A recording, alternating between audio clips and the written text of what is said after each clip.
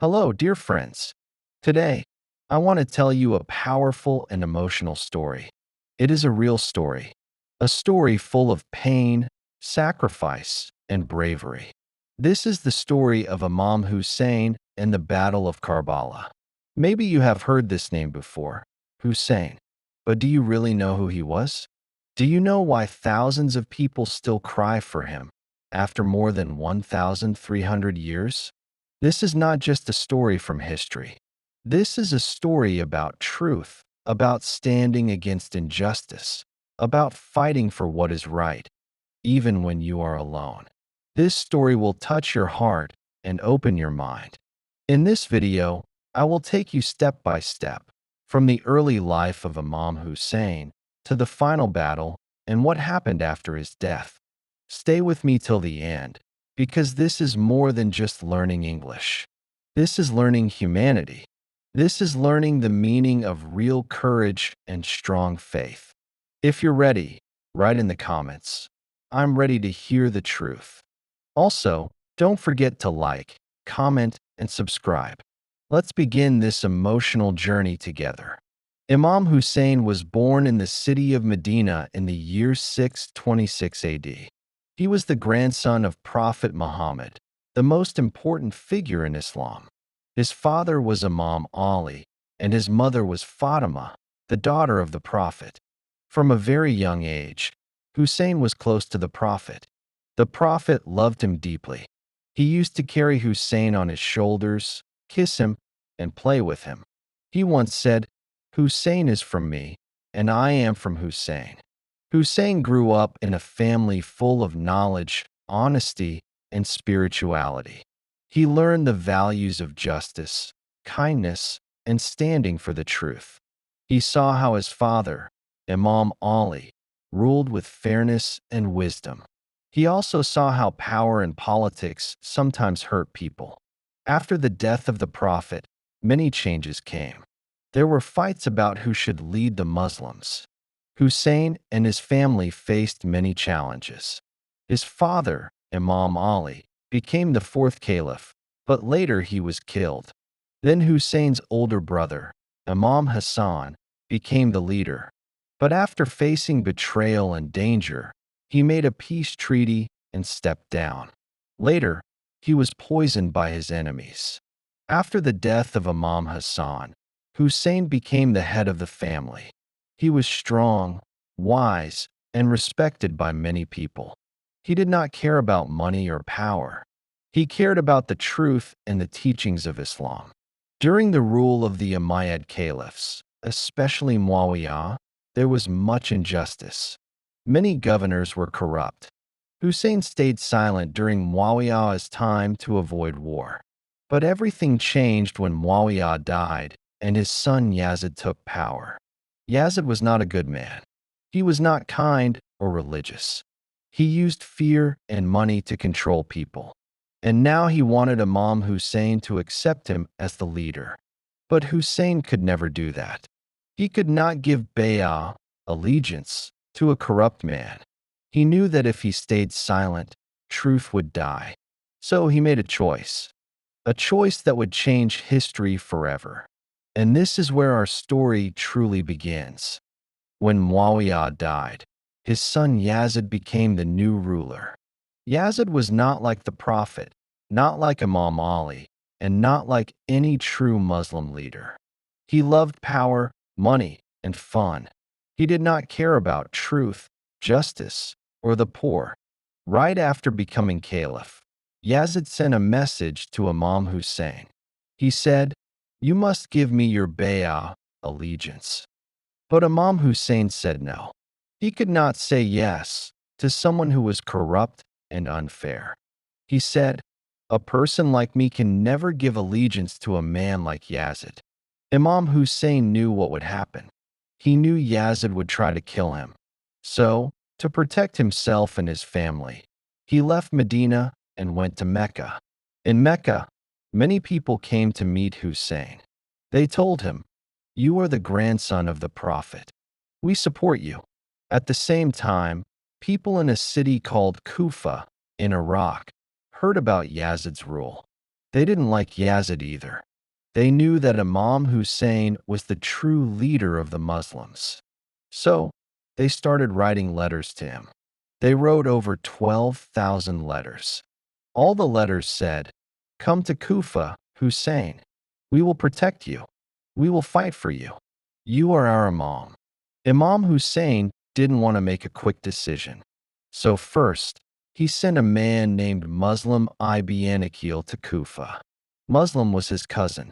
Hussein said to him, "Go and see if the people of Kufa are really honest. If they are, I will come."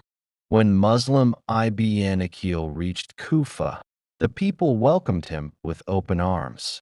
They showed love and support. They promised to fight for Hussein.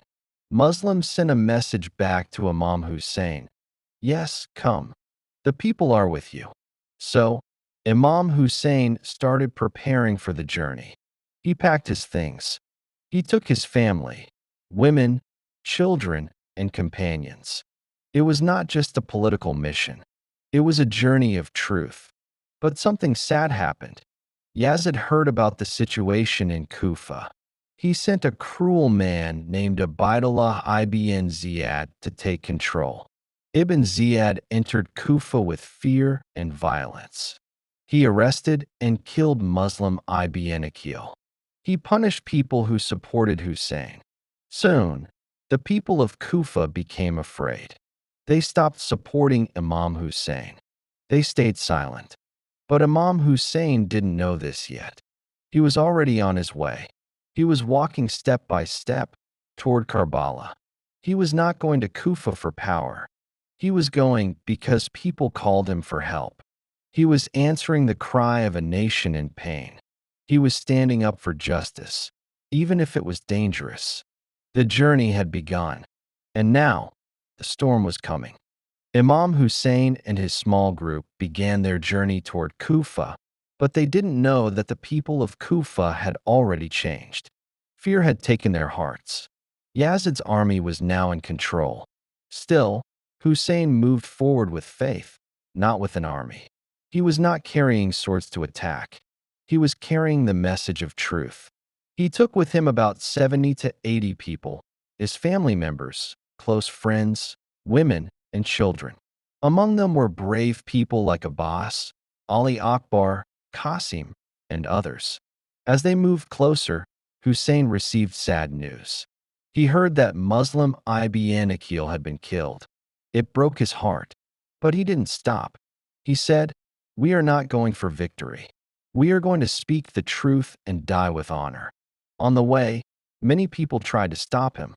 Some said, "Don't go. You will be killed." But he answered with calmness and courage. He knew his path was hard, but it was the right one. One day, his caravan reached a hot, dry land. There were no trees, no rivers, just sand and sun. The soldiers of Yazid came and blocked the way. They did not allow Hussein to go to Kufa. They forced him to stop in that empty land. The name of that place was Karbala. It was the 2nd of Muharram, 61 AH, October 680 AD. Imam Hussein and his family set up their tents. The soldiers surrounded them from all sides. More soldiers came every day, thousands of them, against just 70. Yazid's army started to cut the water from Hussein's camp. No water for the men, no water for the women, no water for the children. The days passed. It became harder. The children were crying from thirst. But Imam Hussein did not give up. He still tried to talk to the enemy with peace. He said, "Let me go back, or let me go to another land. I do not want war." But Yazid's army said, "No, you must accept Yazid or die." Imam Hussein refused. He said, "Death with honor is better than life with shame." He gathered his companions. He told them, "This is a dark night. You may leave. They want only me. I don't want anyone to die for me." But no one left. Each one of them stood strong. They said, "We are with you, Hussein, until the end." Then came the night of the 9th of Muharram. It was silent. The stars were shining. Imam Hussein spent the night praying and speaking to his loved ones. He looked at his little baby. He looked at the children. He knew what was coming, but he had peace in his heart. He was walking on the path of his grandfather, the prophet. He was following the truth. The next day would be Ashura, a day that the world would never forget. It was the night before Ashura. The stars were shining in the sky, but the land of Karbala was full of sadness and fear. Inside the tents, the children were crying from thirst, but the warriors were preparing their hearts. Imam Hussain gathered his followers. He looked at them with love and said, "You have done enough. I am happy with you. These people only want me. The night is dark. Use it to leave. Save your lives." But no one left. They said, "How can we leave you, O Hussein? We will die with you. Our lives belong to you." That night, the camp was filled with prayer. The companions recited the Quran. They stood in long prayers. They cried and asked God for strength. Women prayed together. Children slept with fear. And Imam Hussain, he walked alone, speaking to God. He also spoke with his sister Zainab, his daughters, and his 6-month-old baby Ali Asghar. He knew what was coming, but his heart was full of peace. Then came the morning of Ashura, the 10th of Muharram. The sun rose over Karbala. It was hot and dry. The sky was silent, as if it was waiting. Imam Hussain looked at the enemy. More than 30,000 soldiers stood in front of him. He looked behind him, only 72 men. But they were brave, loyal, and ready to die for justice. Hussein rode his horse and spoke to the enemy one last time. "I do not want war. I want peace. Let me go? Do not kill me." But they shouted back, "We want your loyalty to Yazid, or your death." Hussein replied, "A life with dishonor is worse than death. I will never give my hand to a tyrant." The battle began. One by one, the companions went to the battlefield. They knew they would die, but they went with smiles. They were not fighting for power or money. They were fighting for truth. First went Ali Akbar, the teenage son of Hussein. He looked like the Prophet Muhammad. He fought like a lion, but was killed. Hussein hugged his body and cried, "Oh, my son, you made me proud." Then went Qasim, the young son of Imam Hussain. He was only a boy, but so brave. He also was killed. The companions of Hussein gave everything, their youth, their lives, their blood. Then came Abbas, the brother of Hussein. He was strong, loyal, and the flag bearer. He went to get water for the thirsty children. He reached the Euphrates River and filled a water bag. But on his way back, the enemy cut off his arms. They attacked him, and he fell. He called out, "My brother, forgive me. I could not bring water to the children." Hussein ran to him. He cried and said, "Now my back is broken." Now, Hussein was alone. He went to his tent and held his baby boy, Ali Asghar. The child was only 6 months old, crying from thirst. Hussein walked toward the enemy, holding the baby up, and said, "This baby has done no wrong. If you have no mercy for me, at least give him water." But instead, one of Yazid's soldiers shot an arrow. It hit the baby's neck. The child died in his father's arms. Hussein looked up to the sky and said, "O Allah, be my witness." He dug a small grave with his hands and buried his baby. Now, Imam Hussain rode his horse for the last time. He was tired, injured, thirsty, and alone. But his spirit was strong. He fought bravely against the army. He reminded them of his grandfather, the Prophet. He fought like Imam Ali, his father, but they surrounded him. They attacked from all sides. Spears and arrows flew toward him. He fell from his horse. He called out, "Is there anyone to help me?" There was no answer. They came close and cut off his head. They raised it on a spear. The sky turned red. The earth shook. Even the angels cried. After Hussein was killed, the enemy soldiers looted the tents. They took the women and children as prisoners. They burned the tents. They tied the hands of the women and put chains on the necks of the boys.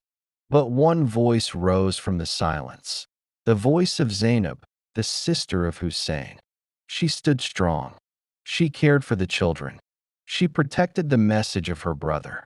The next day, they were forced to walk from Karbala to Kufa and then to Damascus, the court of Yazid. But even in chains, Lady Zainab spoke with power and truth.